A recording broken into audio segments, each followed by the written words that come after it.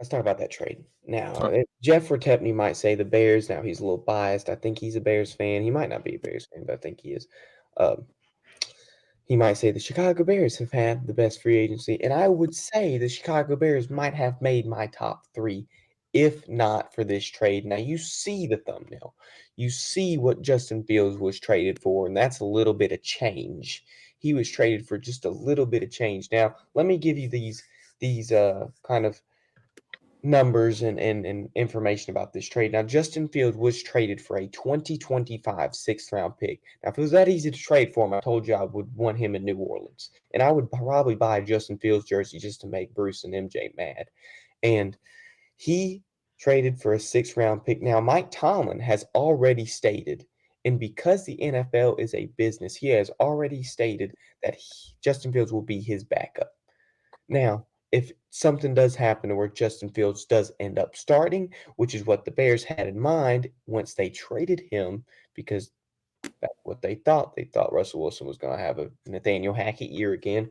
Now, Justin Fields, if he plays 51% of those offensive snaps for Pittsburgh, that pick will go up from a sixth round pick in 2025 to a fourth round pick in Mm-hmm. 2025. Now, this trade makes me so mad. The Bears were doing so good to kind of build around Caleb Williams. But why not build around Justin Fields? You have all this stuff. You could have brought in Keenan Allen last year. You basically traded a bag of Lay's potato chips for him. And I mean, he's still like what 31 and he's still putting up 1,200 yards a season. Now, that is good. DJ Moore just put up 1,300 yards last season.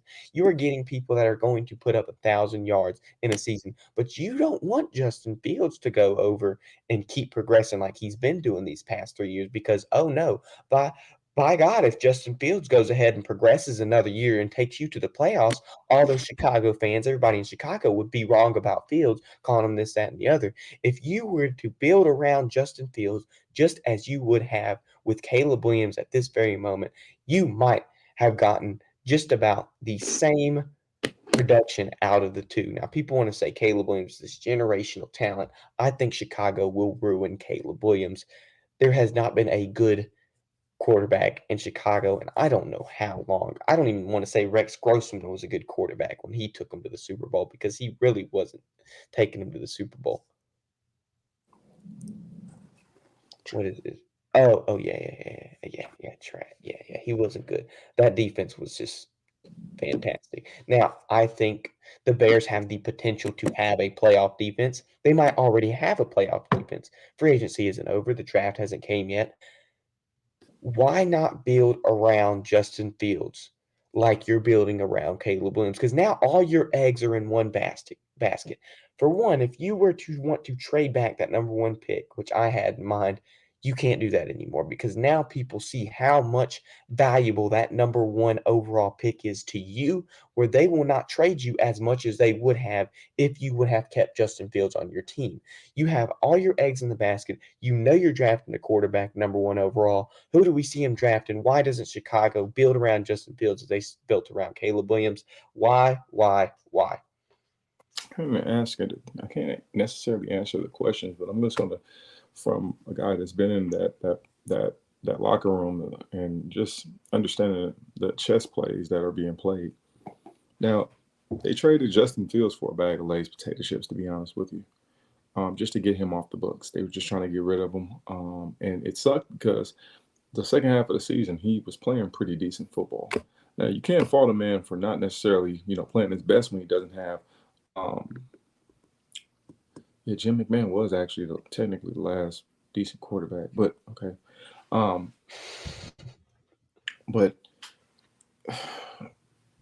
you can't blame a man for not necessarily having the pieces needed to the puzzle around him. Good protection, the receiving. He had DJ Moore, but you see they're making a trade for Keenan Allen, a great possession receiver, and you got Cole Kmet. And again, it's just a dumb move. It's a dumb move in my opinion because this is one of those situations where quarterback is the most important position on the field. Let's just get to the meat and potatoes of it. The most important position to on the field of your franchise. You have to equip him with things necessary. Now you're going to go hand the reins over to a college quarterback in Caleb Williams. Now, not knocking him or anything, but if I had to, Caleb, he won the Heisman Trophy. It's a beautiful thing. He was the best college football player, 2 years ago, and whatnot. Caleb Williams didn't win big games at USC. He lost big games at USC. His record against ranked opponents was sub 500. He was underneath 500. Oh, easily. He'd never beaten a top 10 team in college. Again, now again, we're going to talk about the game of football. It's not a one-man show, and it's not. It's a team. It's a team aspect. He has a great arm. He has great talent. But to say generational talent, I necessarily don't agree with a lot of these guys, because generational talent, in my eyes, in my opinion, is that guy that played in Indianapolis. His name was Andrew Luck. I competed against him in college and in the NFL. He was generational talent. A guy that can come in the league and get underneath the center and understand the nuances and the concepts of a two-high defense, rolling strong to a single high defense, playing whether it's a 3 under 4 deep, or a 4 under 3 deep, or somebody that's playing too high. You got to know whether they're playing 2 Tampa or quarter half, or again, quarters all across the board. Somebody that's going to know the nuances of, well, this DN, he's in a wide 9, too wide. Is he really coming up the field, or is he going to go ahead and loop right back over? Somebody that can process all of these things. Can Caleb Williams do it? Yes. I didn't necessarily agree with the trade, because I feel that if you keep adjusting Fields, you can draft or trade from that number 1 overall spot, or pick the best available. But when they traded for Keenan Allen, I kind of knew where they were going, because I personally, with that number 1 overall pick, the best person in the draft, the best player, the best prospect, however you want to divvy it up and classify it, is Marvin Harrison Jr. And I thought you would take and lean in that direction and make sure that, again, your quarterback has the weapons necessary and needed. You're putting the ball in the hands of a rookie quarterback, and rookies have their growing pains in the NFL. So we know, hey, Coach Eberflus, I hate how things go, but this is the NFL and this is the business aspect of it. If you don't win, you go. You have to produce. It's going to be an interesting season, because as soon as Caleb Williams gets that call, basically the whole Chicago franchise is on his back. And again, can he handle it? Could he? Yes. But we have to see what coaches they put in place that are going to maximize his talent, teach him the nuances of the game, and just, again, that's going to put the pieces around him to help him. And you need somebody with veteran leadership. If I'm not mistaken, the Chicago Bears are one of the youngest teams in the NFL.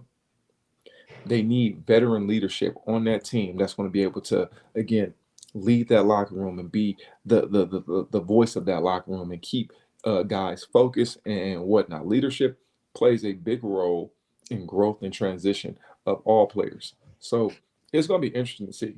It's going to be an interesting aspect. This is my mindset, Nate, and you can tell me if I'm wrong or disagree, agree with me, whatnot. Mhm. For you to have not a single person in your quarterback room right now, I guess I don't know if they still have Tyson Bagent or not, and it doesn't matter because he's not going to compete for a starting spot anyways. You have Caleb Williams come in and say they don't trade Justin Fields. Now, I told you earlier that when Alabama quarterbacks go to the NFL, they don't perform as well because they're given everything in college. They're spoiled so that when they go to the NFL, they have to work for something and they can't handle that labor. Now, you are spoiling Caleb Williams right now. You're telling him, hey, it's yours. You don't have to work for it. It's all yours. There is no competition for Caleb Williams to get better. There's nowhere for him to grow. Now, we grow when we are outside of our comfort zone. What Mhm. you are doing is putting Caleb Williams in a comfort zone, not necessarily his comfort zone, where he Mhm. is not going to grow because he is not struggling. He's not stressing. You keep Justin Fields there. You have healthy competition. You might have Caleb Williams shine. You keep him wanting to produce even more than you thought he was going to produce because you have now established healthy competition in Chicago. There is not a single thought in my mind that Caleb Williams is going to compete with Tyson Bagent for that starting spot in Chicago. Now, you keep Justin Fields. Like I said, you have healthy competition. If you don't beat Justin Fields out, You are the number one overall draft pick. You keep trying. Now, if the Steelers only have to pay Justin Fields $3 million, that don't change for anybody else. That means, guess what, Chicago? You only had to pay Justin Fields $3 million this season. But guess what? You wanted to trade him for a bag of potato chips and Diet Coke at the gas station. Now he's over in Steelers land, uh, with Russell Wilson, all them paying $4.5 million. You have Caleb Williams inside of a comfort zone. He will not grow. He will not get better unless he is struggling and stressing outside of that comfort zone. We do not grow unless we are outside of our comfort zone stressing. If I stay the same person that I am 100% of the time and I never have any adversity in life, I will never change in my person. Whether that I've already been a good person or I'm a bad person and need to change, it doesn't matter. Caleb Williams, we don't know if he's a good quarterback, he's going to be a bad quarterback or not. But if he starts becoming a bad quarterback, there is no saving Caleb Williams because there is already a comfort zone established where Caleb Williams is sitting. Okay. Okay. Okay. And that's how I feel about it. Hey, okay. I got you. I got you. I understand. Hey, hey, hey, hey, hey, hey. Just so you know.